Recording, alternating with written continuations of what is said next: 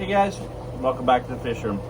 My name's Steven, I run Senior & Son Aquatics, and I'm here to talk to you about a very important topic that really doesn't get discussed enough. Everybody's gone through it, and it's just a really unfun topic, and that's ick. Ultimately, we are all susceptible to having our fish get ick. I don't care if you've been in the hobby 15 years, 2 years, or you just started yesterday. At some point, you will have, or you have had, ick. You're not immune just because you think that you've never had it, knock on wood. We deal with it a lot. And this is simply because the more you import fish, the more you do this, the more fish you have, the more chances you have of running into ick. Now, one of the big problems with ick is lack of education. Most people don't even understand the ick life cycle. And that's very important on how to defeat it. So what we got to look at is what the ick cycle is. So most of the time when you get ick, the first thing you notice is there's a few white spots on my fish. Okay, so that's actually one of the middle stages of the life cycle of ick. Now, when ick starts, it comes in as a parasite either free floating or already attached to a fish. So after it's attached to the fish, it'll feed off the fish for anywhere from 24 to 36 hours based on the temperature of the tank. Now that parasite falls off and it lands in the substrate. It will now multiply as it's landing in the substrate, and it forms this giant pocket of ick. That's the best thing. I forget their exact name, starts with a T. Anyways, after about 24 hours to 36 hours, again based on temperature, that cell down there bursts open, and then you get hundreds of ick cells.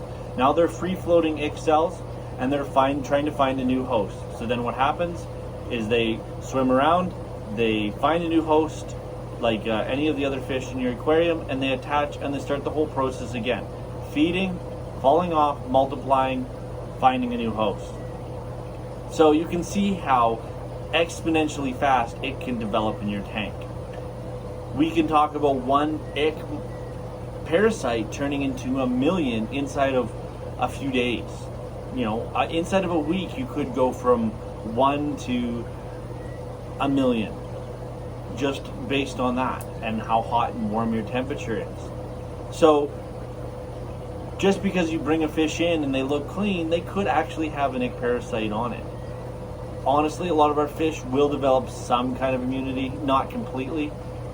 So the whole myth that ick exists in every tank isn't completely true. There may be some particles here, some particles there, and they could have that. Now, as soon as you stress out a fish, putting it in a bag, transporting it, anything like that, you're basically decreasing its immune system and making it so that this fish is now really susceptible to those parasites attacking it and latching onto it. So how do we overcome ick? It's become harder now that meds are harder to get in the hobby. We used to be able to use a lot of the cures that you find on the market. My favorite that I used to use was Ick-X, and I found Ick-X was very good. It stained the silicone a little bit, but I've always had good luck with plants and inverts, so I never had them getting harmed by it. So typically, that kind of medication will take about 3 to 5 days. Every one of the medications had about a different prescribed dosage, how much you're supposed to do it, but all of them work really, really well. Unfortunately, with the way that the Canadian government has regulated, it's very hard for us here to get those. Now, the next method about doing it, and it really relies on catching it early on, is this is the heat and salt method. Now, this works because basically you're trying to starve the parasite.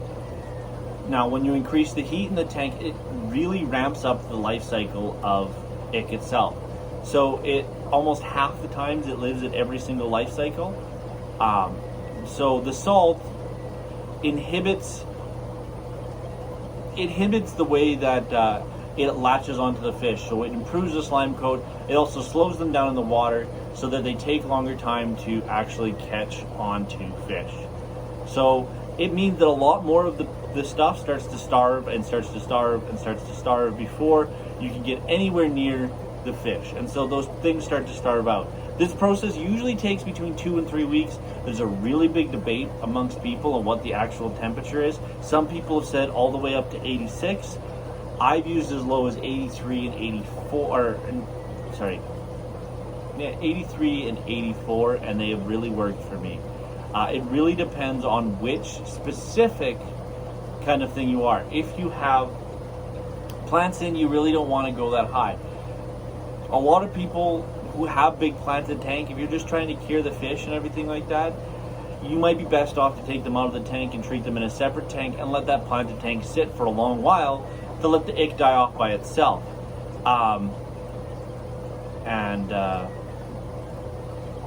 Let that happen.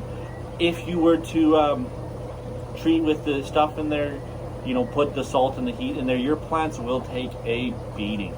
The salt is so hard on those plants, they can't take it, and you will have a lot of melt. But don't lose faith, it's easily doable, and they will grow back.